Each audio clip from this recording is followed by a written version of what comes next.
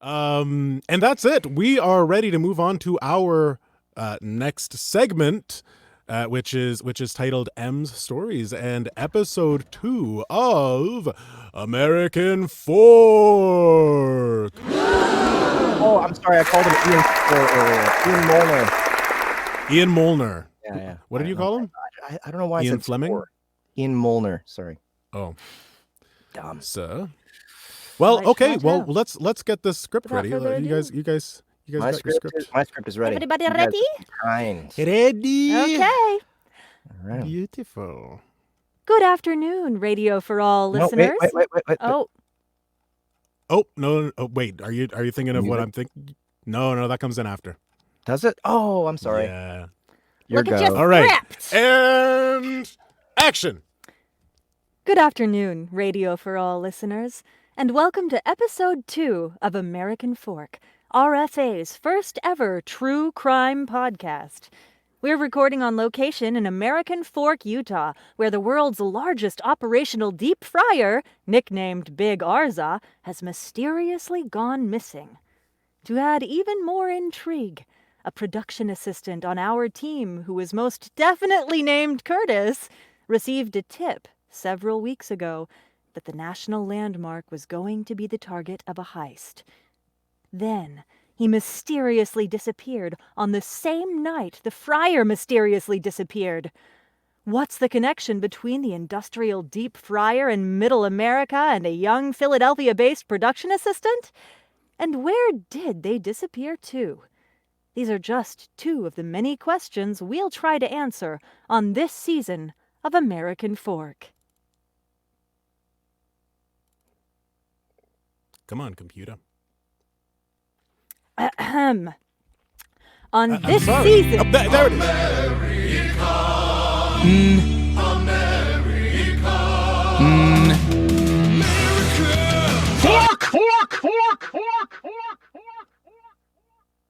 Once again, I'm joined in our temporary studio by our executive producer, Jeff King. Welcome back to the show, Jeff. Thank you, Bethany. It's an honor to be here. I just hope I'm able to... Thanks, Jeff.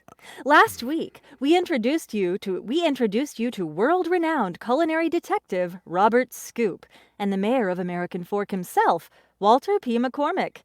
One of these men will be indispensable in helping us solve this case, and the other is a very friendly mayor. Or possibly cases. Right. Anyway, since the local PD doesn't have any strong leads, Detective Scoop recommended we start our investigation by getting to know some of the colorful characters who inhabit this small slice of Americana. I've always said, and you can quote me on this, that in order to understand the crime, you need to understand the people. Why is that? Well, without people, there would be no crime. But without crime, would there even be people? If a crime falls in the forest, can justice hear it? These are questions I've dedicated my life to answering. But I digress. When you're dealing with a close-knit community such as this one, you have to assume there are personal motives at play. That's why I've encouraged RFA's production team to get to know the locals. Meanwhile, I'm working on putting together a picture of Curtis's life in the days and weeks leading up to his disappearance. So, Teresa, you've been with Radio for All for north of 2 decades, is that correct? Yes, it is, Detective Scoop. And I've loved every minute of it right up until my little buddy disappeared. Do you consider yourself close with Curtis? Well, as the team's production manager, I'm sort of the mom of the crew, so I guess you could say I'm close with everyone. But I do have a special soft spot for Curtis. He's the one who introduced me to half-calves. What is a half-calf? Oh, well, they completely revolutionized my workday. The rest is history. It's a cup of coffee with half regular and half decaf. Why wouldn't you just drink half a cup of coffee? Anyway, when was the last time you spoke with Curtis? Well, I guess it'd have to be around, let's see, 6:15 p.m. the day he vanished. I was leaving work for the day and asked him if he wanted to ride home, but he said he was going to be a while and I should go ahead. I told him to be careful not to burn out, but he just laughed it off and sent me on my way. Was anyone else still there at the time? Oh, sure, lots of people. The RFA building is always abuzz with producers, reporters, and hosts. RFA is a 24-hour operation. Do you remember seeing anyone who shouldn't have been there? No one who stood out, no. But then again, I wasn't really paying much attention to who was around. I was just excited to get home. And what time did you head home that day, Principal Graham? I'm not sure exactly. Later than usual, because it was the first week of school, but it was definitely still light out. Maybe 6:15, 6:30. Melinda Graham has been the principal of American Fork High School for the last 7 years, and before that, she was the school's most beloved history teacher. If anyone can give us insight into the minds of the youths of American Fork, it's her. Your connection to the town of American Fork runs deep, does it not? Yes, I suppose that characterization is fair. Aside from college and grad school, I've lived here my whole life. And are you connected to any other prominent people in town? Well, as you know, my twin sister is married to Mayor Walt. And how would you say you get along with the mayor? Fine. Just fine? Yes, just fine. And how are you today, Rick? I'm fine. Of course you are. Can you tell us a little bit about your connection to Big Arza?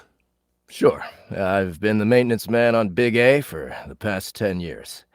I've seen a lot of canola oil come and go over the years. Wow, that's beautiful, Rick. In this case, the canola oil represents all of the wonderful tourists, yes? What? No. Big Arza is a deep fryer, you see? And you use oil to fry, and... We know what Big Arza is, Rick. No need for the recap. Yeah, okay. Well, I'm not the one thinking oil is people, so excuse me. All right, let's just move on. Rick, where were you the night of Arza's disappearance? I remember that night well. I usually clock out at 8, but I left early to go catch the cavemen's game. The caveman? You don't know the cavemen? You got all your priorities wrong. The cavemen are an institution in this town. The single greatest collection of high school athletes east of the Mississippi. We're west of the Mississippi. Not if you take the long way. You city folk are always in a rush. Anyway, I ran for the cavemen. Halfback. State champion, 1985. Week 1 that season, things didn't look great. Congratulations, Rick. That sounds like a truly amazing feat. But to the topic at hand. We're working with Detective Scoop on this investigation. Did you know his dad was the original maintenance man on Big Arza? Of course. He had the job right up until I got it. You see, this is a union gig. We're here until retirement or death. Old George Scoop found that one out the hard way. Oh, what was that? So, Evan, you just push that button and sound comes out? Yeah, that's one thing I do. As RFA's sound engineer, I'm responsible for all things audio. I record, edit, and mix our productions, write original tracks for intros and outros, add sound effects when appropriate, and so much more. I sleep, eat, and breathe levels. Okay, I get it. So doing on-location work must be a dream come true for you. Not something you get to do every day, eh? It's Nice. Having work. Utah wasn't super high on my vacation list, but it's nice being out of the city with a mountain view, I guess. Hey, do you want some gum? I'm okay for now. Anyway, what was your connection to Curtis? Honestly, Curtis and I were friendly, but we weren't friends. Didn't see each other much. He was a PA, and I'm in the sound booth, and sound guys get our own snacks, so we didn't cross paths a lot. He was a really nice guy, though, and I hope he's okay, wherever he is. Nothing's ever been okay here. That's the first thing you need to know. Listeners, I'm here with local American Forkian, Sid Richards, owner and purveyor of Fox Records, which is situated just across the street from Big Arza's usual dwelling. That's right. Come on down, shop our deals, and buy some sonic truth. Never forget Bush Sr. killed JFK, and always shred anarchy in the UK. That's a great song. You're damn right it is. Where you think I got the name Sid Richards? One time I took 6 hits of acid and simultaneously listened to Anarchy and Satisfaction. Had my name legally changed the next day. Rock on. Wow, you're such a free spirit. Anyway, where were you the night of Arza's disappearance? I was doing the same thing I always do Thursday nights, listening to my first pressing copy of Revolver and Chief and Clove cigarettes, while I owned some noobs in League of Legends. Well, sounds like you don't know much about it then. Can't say I do, but I'm damn happy it disappeared. The whole thing was a fugazi. You know, I was on an eco-anarcho subreddit and found out they didn't even make the thing with American steel. And then they sell it off as a monument to American patriotism in excess. It's bullshit! Well, thank you so much for taking the time to speak with us. And, who knows, maybe in the weeks to come, you'll remember some strange behavior you observed in the days and weeks leading up to Big Arza's disappearance.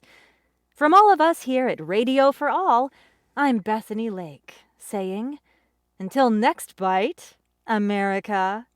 America. America.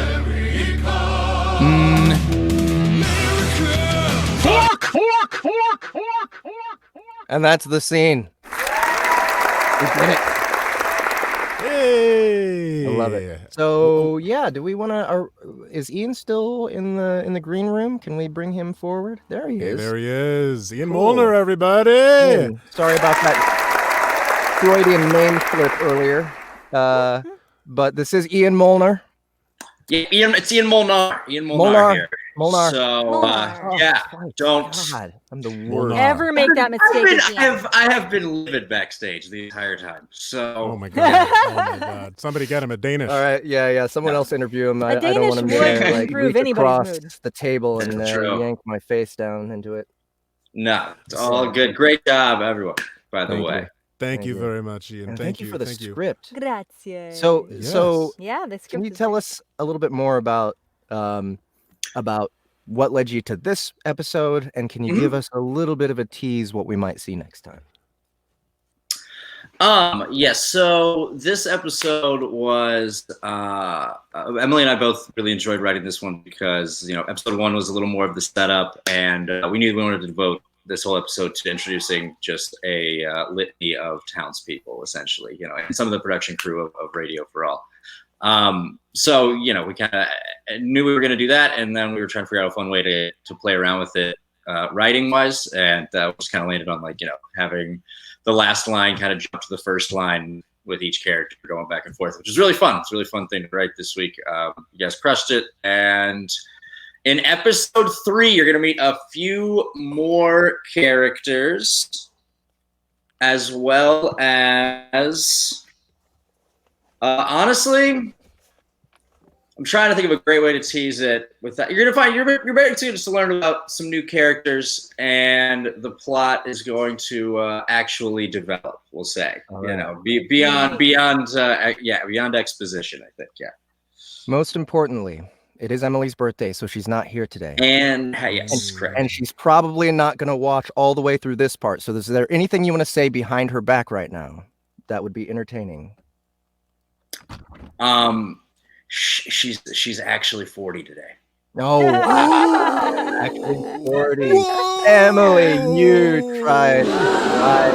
Yeah. Well, she looks great. Really... I want to know her Oh skin yeah, routine. crushing him.